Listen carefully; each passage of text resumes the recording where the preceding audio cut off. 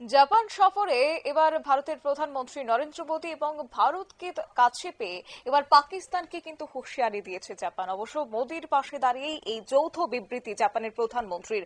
একসঙ্গে সন্ত্রাসবাদের বিরুদ্ধে লড়াই করারও বার্তা টোকিও ও নয়াদিল্লির। জানাবো বিস্তারিত আমাদের সঙ্গে যুক্ত হয়েছে প্রতিনিধি সৌম্য মুখোপাধ্যায়। সৌম্য, কি বলবেন? দেখো, জাপান সফরে গেছেন প্রধানমন্ত্রী নরেন্দ্র মোদী। আর সেখানে গিয়ে জাপানের প্রধানমন্ত্রী শিগেরু ইসিবার সাথে তিনি একটি যৌথ বিবৃতি প্রকাশ করেছেন এবং সেখানে জাপানের তরফ থেকে সন্ত্রাসবাদের তীব্র নিন্দা করা হয়েছে।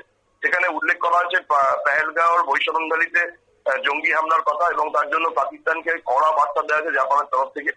এই বিষয়ে রাষ্ট্রসংঘের নিরাপত্তা পরিষদের যে পর্যবেক্ষণী দল গত 29শে জুলাই নিরাপত্তা পরিষদের রিপোর্ট প্রকাশ করেছিল, সেই রিপোর্টের কথা উল্লেখ করে দ্য রেজিস্টার্ড ফ্রন্ট মানে লস্করে তৈরি যে ছায়া সংগঠন পেহেলগাঁওয়ে জঙ্গি হামলা চালিয়েছিল তাদের নামও উল্লেখ করেছে জাপান এবং তাদের বিরুদ্ধে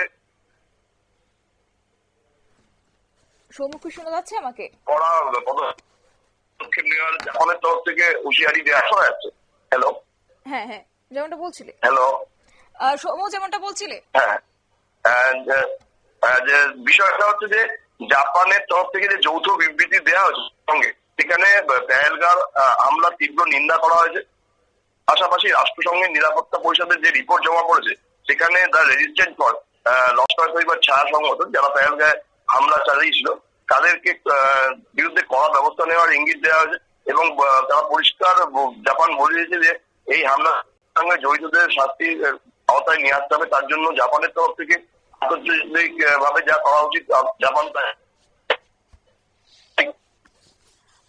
দুঃখিত, আমাদের যান্ত্রিক গোলযোগের কারণে যোগাযোগ বিচ্ছিন্ন হচ্ছে। তবে তারই মধ্যে জানিয়ে রাখি যে ভারতের প্রধানমন্ত্রীর জাপান সফরকালেই পেহেলগাঁও হামলা নিয়ে কড়া বিবৃতি দিয়েছে টোকিও। ভারতের সঙ্গে মিলে একটি যৌথ বিবৃতি প্রকাশ করেছে তারা, যেখানে পেহেলগাঁওয়ের জঙ্গি হামলার বিরোধিতা থেকে শুরু করে অন্যদিকে বিভিন্ন জঙ্গি গোষ্ঠীর বিরুদ্ধে পদক্ষেপের জন্য সকলকে আহ্বান জানানো হয়েছে এবং সেই তালিকায় একাধিক পাকিস্তানি গোষ্ঠীও কিন্তু রয়েছে। নিয়ে ছোট্ট একটি বিজ্ঞাপন বিরতির সঙ্গে থাকুন।